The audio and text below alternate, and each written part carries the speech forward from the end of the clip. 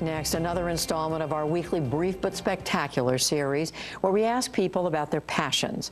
Pulitzer Prize-winning journalist Ron Suskind frequently writes about American presidents and national affairs. Tonight, a more personal subject about he reached his son, Owen, and the importance of finding our own story. So it's the fall of 1993, we arrive in D.C., my wife and I, Cornelia, and two lovely kids, and I'm the senior national affairs reporter for the Wall Street Journal. Job you got to kill people to get, I killed 10 guys to get the job. Fabulous job. The moment I arrive, we find out our son, our little guy, is autistic. He vanishes on us. We have no way to talk to him, and it crushes us. When we first heard the word autism, we were stunned. I said, "You mean like Rain Man, like Dustin Hoffman in that movie?" And the doctor says, "Well, maybe, but you know, he speaks, and some of them never get their speech back." And that's the last thing I heard in that appointment. That can't be my son. It was. And our education was about to begin.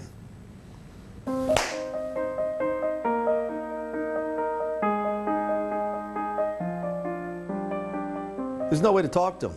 He can't even make his needs known. We just watch him. And then all of a sudden it dawns on us. What's he doing? He's doing what we all do. Story.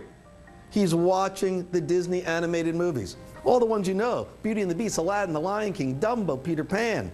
He can't really communicate. But all of a sudden, at a moment, it dawns on us.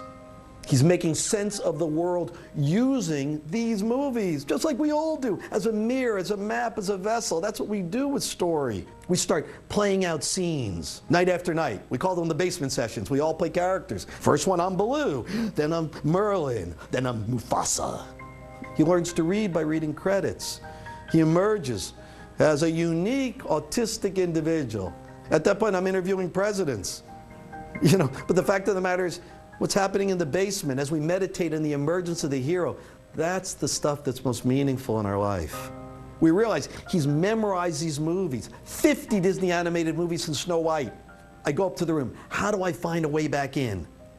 I grab a puppet I know he loves, Iago, the evil psychic to the villain Jafar in Aladdin. You know this character, Gilbert Gottfried. Anyone can do his voice. It's like a busted Cuisinart. Owen, how does it feel to be you? He turns to the puppet like he's bumping into an old friend. He says, "Not good, I'm lonely and I have no friends." And we talk. 2, 3 minutes. It's Iago and Owen. Back and forth. And then I hear him clear his throat. And then he says, "I love the way your foul little mind works." That's Jafar. We begin to live inside of story. We live inside of characters, as our son Owen says, and now those characters live in us. The key question: who decides what the meaningful life is? We saw the way the world looked at our son. They looked at him long enough to look away. Who decides what the meaningful life is?